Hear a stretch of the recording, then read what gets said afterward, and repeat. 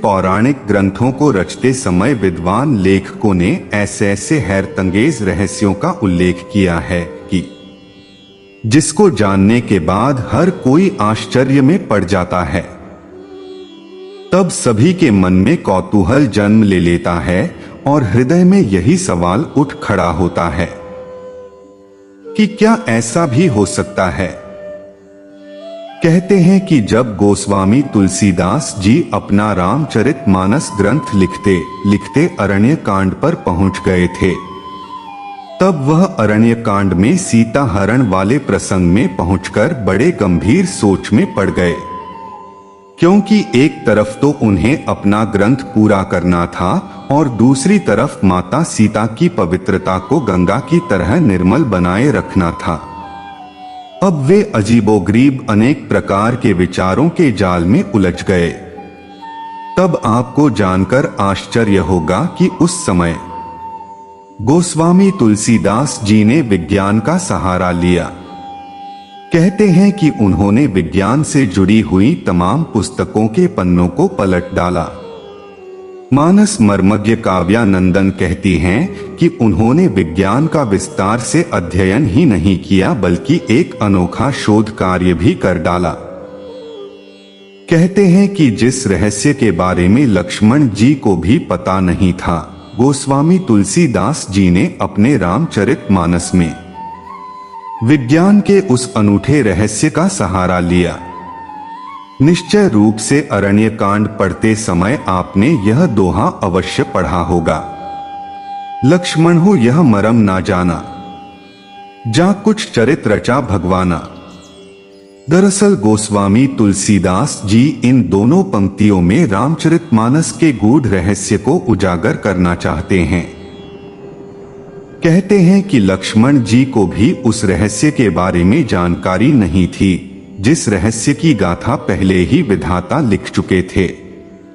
पुराणों में वर्णित है कि रामचरितमानस के अरण्य कांड में लंकापति रावण जब सीता जी का हरण करने आया तो उसकी यह पहली गलती नहीं थी, बल्कि गोस्वामी तुलसीदास जी के अनुसार यह उसका दूसरा दुस्साहस था। उसकी इस दूसरी गलती के लिए गोस्वामी तुलसीदास जी लंकापति रावण की इस दुष्ट सोच से छल पूर्वक निपटना चाहते थे, क्योंकि कहा जाता है कि इसी रावण ने एक बार ब्रह्मा ऋषि कुशध्वज की विद्वान पुत्री देवी वेदवती का भी शील भंग करने का प्रयास किया था एवं उनके केशों को पकड़कर घसीटा था। तब अपने अपमान से क्रोधित एवं दुखी होकर देवी वेदवती ने योग विद्या द्वारा स्वयं को अग्नि में समर्पित कर दिया था।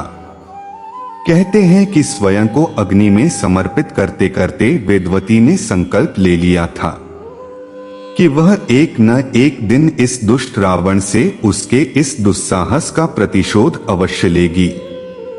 कहते हैं कि अपना मानव जीवन त्याग देने के पश्चात भी वेदवती जीवात्मा के रूप में अग्निदेव की शरण में रही और लंकापति रावण से अपने पति भगवान विष्णु, वेदवती ने भगवान विष्णु को पति रूप में पाने के लिए तप किया था एवं वे उन्हें मन ही मन अपना पति मान चुकी थी, द्वारा प्रतिशोध लेने के बाद ही मुक्ति प्राप्त की।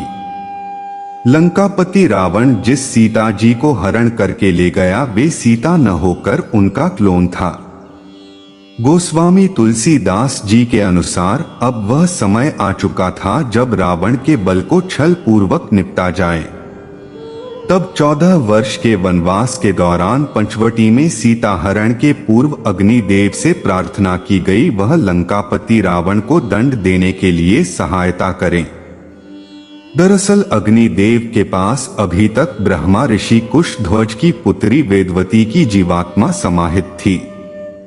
उस समय यह योजना बनाई गई कि ब्रह्मा ऋषि कुशध्वज की पुत्री वेदवती की जीवात्मा को किसी तरह सीता जी के क्लोन में प्रविष्ट करा दिया जाए और असली सीता जी को कहीं छिपा दिया जाए, ताकि सीता जी 14 वर्ष के वनवास में सुरक्षित रह सकें और वनवास के पश्चात श्री राम के पास सकुशल पहुंचाया जा सके।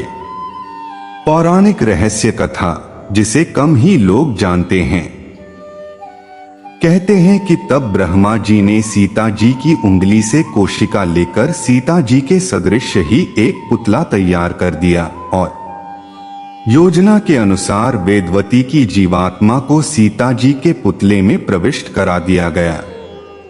इस प्रकार जब वन में पंचवटी कुटिया में श्री राम और श्री लक्ष्मण जी के जाने के बाद जो नारी अकेली आश्रम में रह गईं, वह सीता जी न होकर उनकी क्लोन थी, क्योंकि असली सीता जी तो अग्निदेव के शरण में पहुंच गई थी।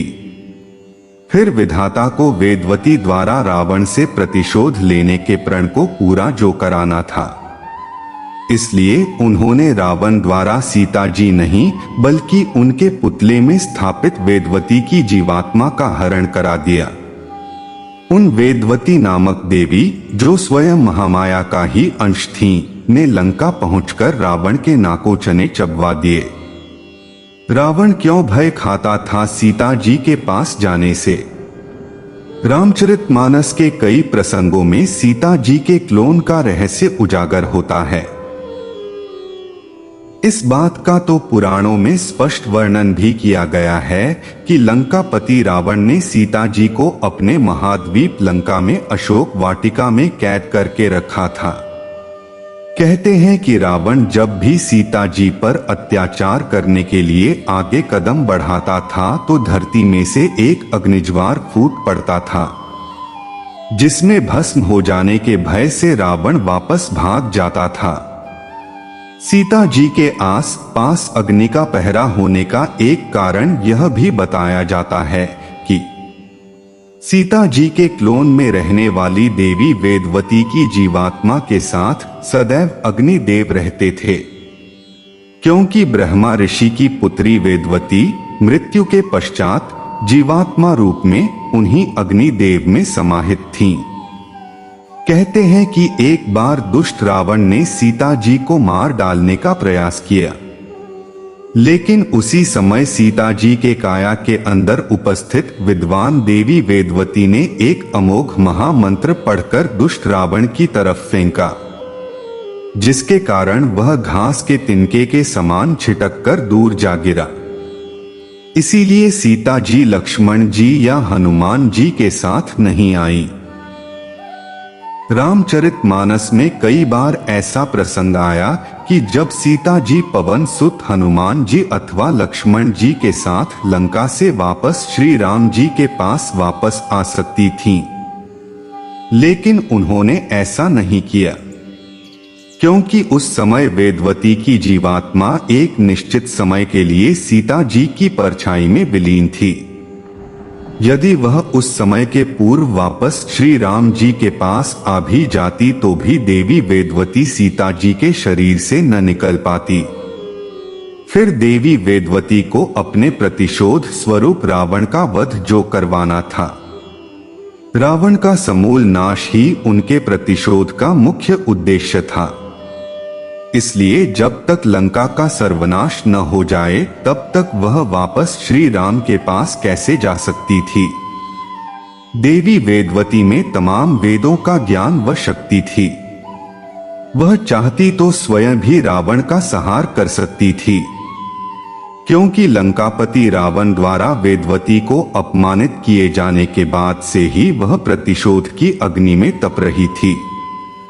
लेकिन इस बारे में अग्निदेव जी ने देवी वेदवती से प्रार्थना की थी कि लंका पहुंचकर वह ऐसा कोई कार्य न करें कि जिससे सीता जी की परछाई का भेद खुल जाए। फिर देवी वेदवती भी भगवान श्री राम के करकमलों के द्वारा ही रावण को उसके कुकर्मों का प्रतिफल दिलाना चाहती थी। कदाचित विधाता ने ऐसा ही रच रखा था और देवी वेदवती यह बात जानती थी। इसीलिए तमाम शक्तियों से परिपूर्ण होने के बावजूद देवी वेदवती ने लंका में अपनी सीमितता बनाए रखी और रावण को मारे जाने तक मुखदर्शक बनी रही। क्या होता है यह क्लोन? विज्ञान की भाषा में कहें तो क्लोन वैज्ञानिक पद्धति द्वारा किसी जीवित कोशिका से तैयार की गई उसके जैसी ही प्रतिच्छाया है। जिसका रंग, रूप, बनावट असली यानी वास्तविक होने का आभास कराता है। यह क्लोन पशु, पक्षी, पेड़ पौधे, मनुष्य आदि किसी का भी हो सकता है। क्लोन वह प्रतिबिंब है जिसका चेहरा, बनावट आदि वास्तविकता का आभास कराती है। कहते हैं कि देश विदेश के कुछ एक प्राचीन रहस्यमय युद्ध में क्लोन का उपयोग किया गया। दुश्मनों झांसा देने के लिए युद्ध भूमि में राजा का क्लोन खड़ा कर दिया जाता था। दुश्मन की सेना उस क्लोन को असली राजा समझकर उलझी रहती थी। तब तक राजा को अपनी की सेना को सुदृढ़ करने का समय मिल जाता था और वह पुनः संगठित होकर दुश्मन पर पूरी ताकत के साथ हमला बोल देता था और विजय हासिल कर लेता था।